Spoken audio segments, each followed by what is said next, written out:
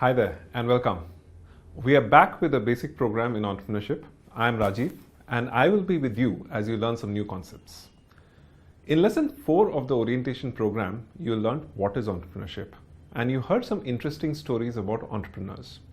You gained insights about yourself through the entrepreneurial styles activity, and through the 5M model, you identified your dominant potential entrepreneurial style. How you carry out tasks, how you interact with the world, and how you bring your ideas to life. In this session, we'll continue this journey of self-discovery and complete some concrete tasks that are part of every entrepreneurial journey.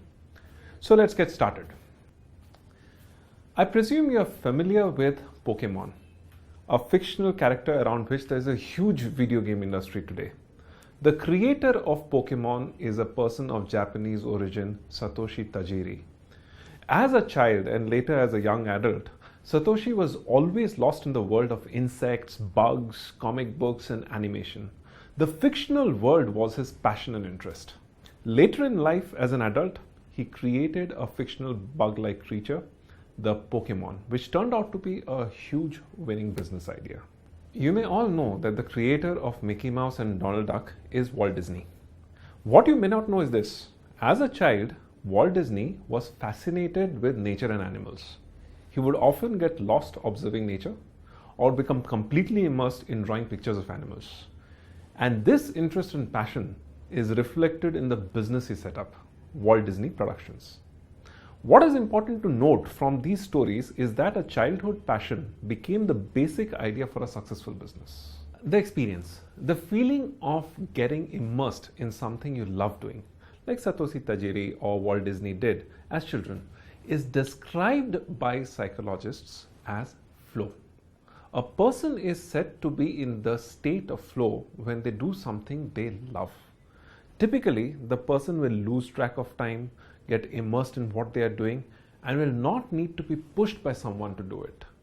Here is a very important point. Don't confuse flow with leisure activities.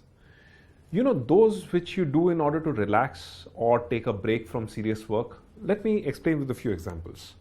When a musician plays music or listens to music, he's learning, growing, improving his or her skill.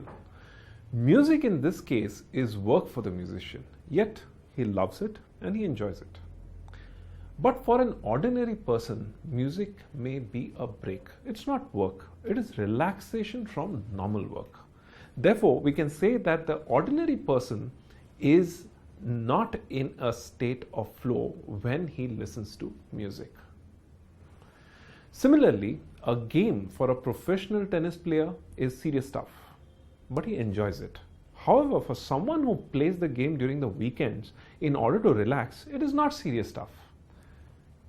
In case you're wondering what flow has to do with entrepreneurship, let me explain. To become a successful entrepreneur, love and passion for what you do is very important. Passion for something motivates you and helps you to persuade people to invest in you and your idea.